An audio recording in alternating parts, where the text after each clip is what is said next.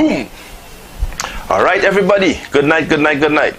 So we have this question from the maths exam and the SEA today that seems to be causing a lot of consternation all over the nation.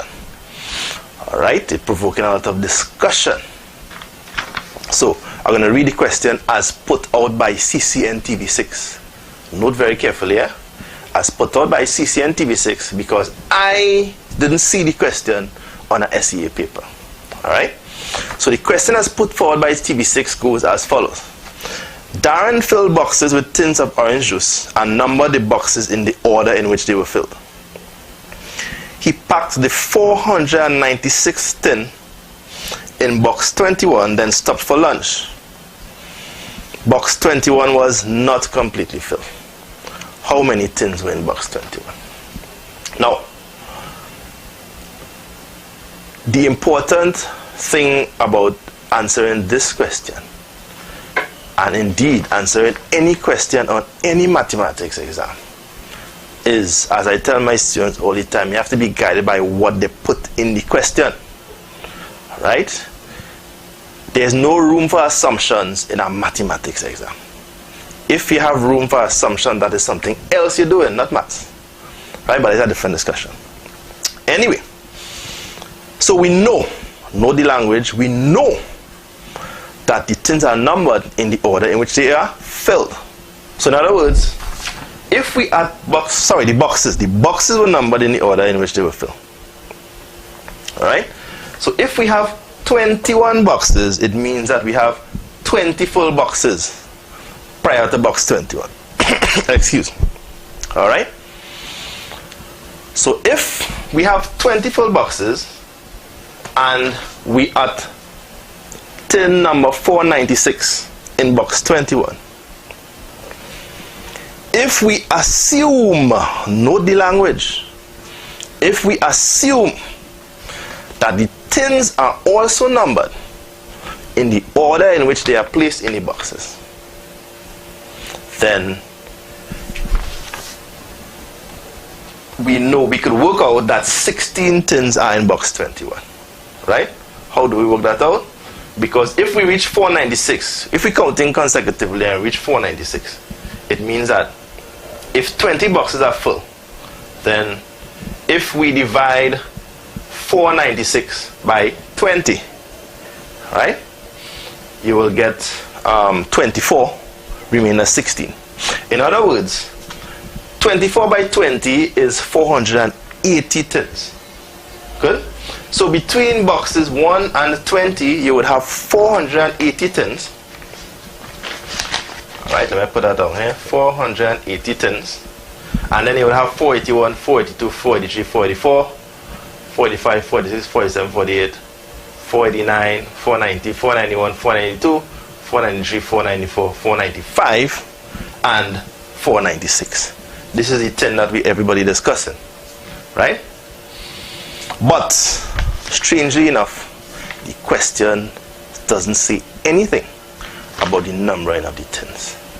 So in the absence of that little piece of information, we are left to assume. And if you leave things open to assumption in a maths question, then if somebody doesn't make the assumption that you're assuming that they would make, then they would get a different answer. And technically speaking, they'll be right. So, when my St. Lucian friend Marlies messaged me and said the answer is 1, I said, but wait, something wrong there. 1? She said, yeah, 1. And we had a little discussion. And then I said, but wait, you have a point. Because in the absence of specific information pointing to the numbering of the tins, let us assume, for example, that instead of numbering the tins based on the order in which you are placed in the boxes, which we are assuming, just assuming, let me assume that the tins were already numbered. Maybe he would have come the day before and numbered the tins. So he said, alright, 1, 2, 3, 4 going down the road. Right?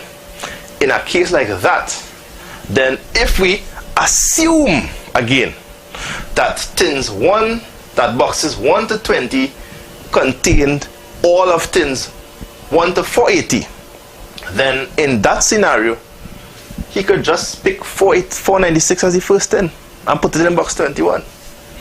Right? And I find it strange that the question says he's then stopped for lunch. So maybe he was packing boxes for the boss. Working somewhere, right? Packing. And maybe the boss tell him, well, when you reach tin 496, you could take a break. Alright? For whatever reason, the boss chose 496. And Darren decided, well, alright, he wanted to be smart. So he will go the day before and number the tins. And then, having gotten to 480, you drop 496 inside there. And then you go on and tell the boss, well, boss, I put 496. I'm going for lunch now. Right? When, again, the assumption would most likely have been, what the boss probably meant was that when you put 496 tins in the box, then you go for lunch. So Darren probably tried to outsmart the boss, I don't know. Right? But that is in the realm of day-to-day interaction. Right? Two humans interacting with each other, etc., etc. You know how it is with humans. We always have some kind of room for miscommunication and misunderstanding. That happens to everybody all the time. However, in a mathematics exam, and most especially at the level of SEA, there is no room for ambiguity. Right? 2 plus 2 is 4. Whether you say it in English or Spanish or Dutch or French or Swahili or Punjabi or some other language, 2 plus 2 will always be 4. Alright? This is not one of those cases where the car is on the left side of the road, or it could be on the right side of the road, depending on whether you're up the road or down the road. Right? Maths at this level is a more of an absolute thing. Alright? Maybe at higher levels, when we're dealing with Einstein and them fellas, you have room for all kind of discussions and debates and arguments as to what is what and if is what and etc., etc. But I mean, at SC level, if we're talking mathematics, then there could only be one answer. Now, you might arrive at the one answer by different routes. Right? So if you're traveling from Sangre to Port of Spain, you might use the priority bus route. You might use the Eastern Main Road. You might use the Churchill Roosevelt Highway. Or if you have plenty of time and you're feeling to drive, you could drive down Manzanilla, cut through by Maro, come through Princestown, hit San Fernando, then come up the highway, the Solomon Hotre Highway, Uriah Butler Highway, and then swing left and go down the road. It doesn't matter which route you take, which route is the longer route or the shorter route. The point is that you reach the Port of Spain. So in other words, if we're talking mathematics, there can be no argument as to the answer. We could debate how we get the answer. Alright? What method we use. And a lot of times in maths, you would find that you could solve a particular problem using 2 or 3 or 4 different methods. But the final answer is always the same. That's not the case here. So because the question omits specific information regarding the numbering of the tins, the actual answer to this question could be anything from 1 to, it could be anything. Because let me say for some reason Darren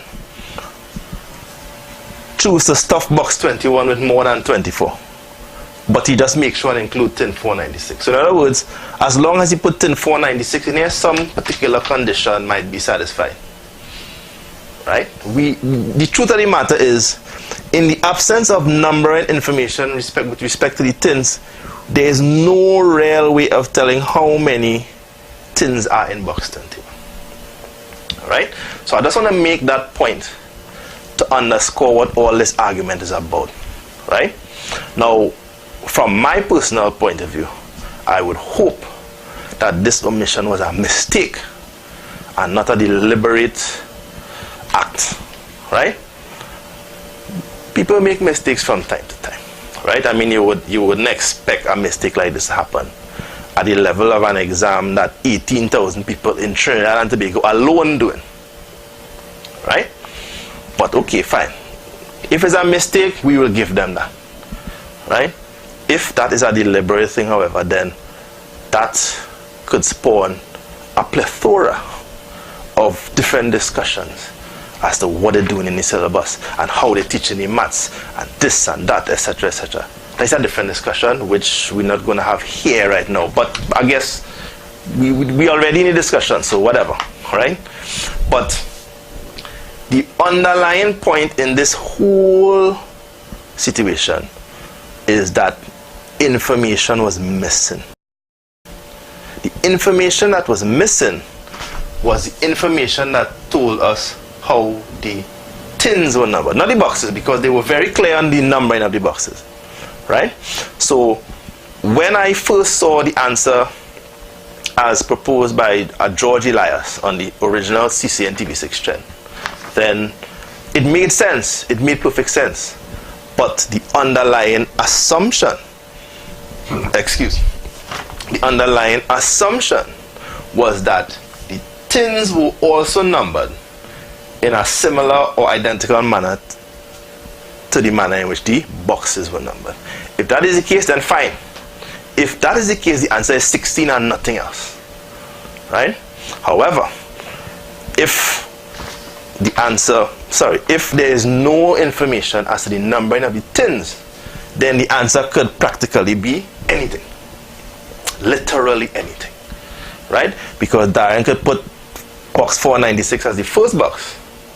He could put box 496 as the second box, or the third box, or the sixth box, or the 12th box, or the 13th box, or the 17th box. We're talking boxing now, not B-U-C-K as in that thing from Gasparilla, B-O-X. Alright? So that's the idea. So I want to drive home that point to everybody. All this arguing and thing we having is not really necessary. The point is, if we're talking maths, we're missing information here. If this question is meant to be an exercise in reasoning and logic and common sense, then don't call it mathematics. Alright? Mathematics, especially when you're setting a question for an exam, you don't leave room for ambiguity.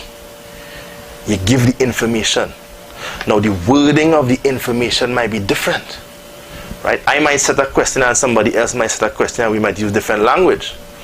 But so long as we convey the information that is necessary to solve the problem, we don't have a problem.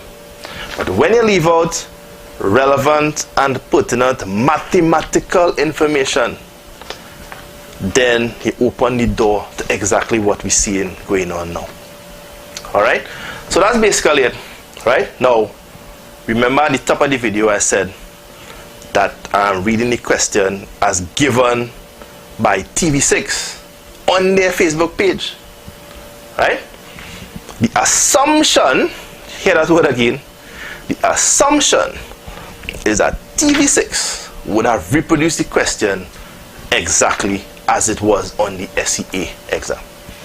I would hope that that is what they did, and that they didn't rely on somebody reciting the problem from memory, because we know how that is. We know how that is. If they were relying on a source or somebody who was in the exam, then you could get this, right? But if it is that CCN TV6 put the question out exactly as the CSEC people put it in the STA exam, well then the CSEC people have a couple things to think about here. Alright? So again, that word assumption, assuming that CCN TV6 put the question out correctly. Alright? So that is the underlying core of this whole discussion. Assumption, assumption, assumption. A mathematics question in an exam is not supposed to have any room for assumption. If that is the case, we're talking about something else. And yes, I know I repeated myself about 3 or 4 or 5 or 6 times, but that is how we just teach maths. Repetition. Alright? So with that, I'll go on.